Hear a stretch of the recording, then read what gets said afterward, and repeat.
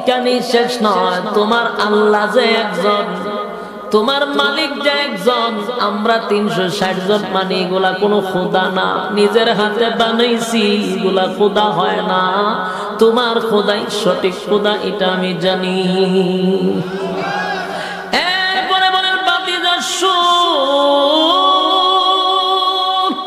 জানি রে বাতিজা, আরো জানি, আরো জানি, আরো জানি। বাতিজা তোমার কালেমা যদি আমি পড়ি, চিরস্থায়ী জান্নাতে যাব, সেটাও আমি আবু তালেব জানি। যুবক বাড়া কি বুঝতেছেন?